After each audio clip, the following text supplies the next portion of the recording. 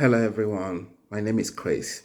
So today we're going to talk about how a high risk pregnancy can affect the care for a prenatal patient. So when we talk about high risk pregnancy, we focus on the health care otherwise of the infant and the mom, the medical concerns, how it affects their life or jeopardizes their life. These are, when it's high, we'll consider it as being risk. So when we talk about this high risk pregnancy, what are the areas we'll talk about?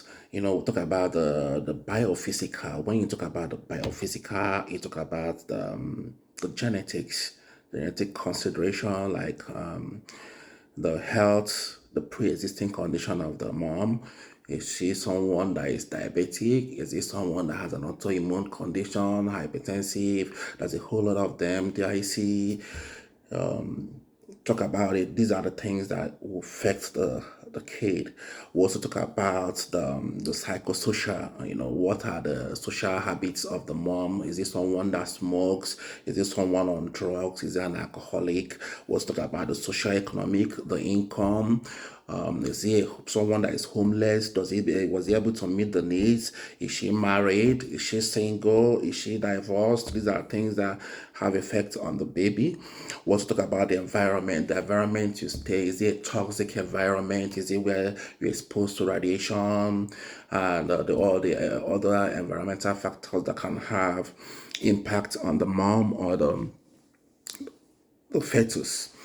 So, for the purpose of this, I will want us to do a little more on the biophysical because that's where majority of the health concerns comes in. Remember we're talking about high risk pregnancy. So, we'll talk about the biophysical talks more about the health, diabetes. A mom that has a pre-existing condition like diabetes, this can transform to gestational diabetes. You also don't want someone that is hypertensive, can also have hypertension, which can upgrade to preeclampsia and eclampsia. But even those that does not have this as a pre-existing, some of them do develop it, which usually resolve itself after the baby is out from the body. So if not, we'll have to, those high risk patients usually requires more time, more consideration, more monitoring of the fetus, more needs, more support. In fact, some of them have a specialized how to get a specialized OBGYN that will keep an eye. It requires a lot of tests that are going to run that ordinarily some of them might not be run on a usual pregnancy. So these are part of the things that makes it a high risk.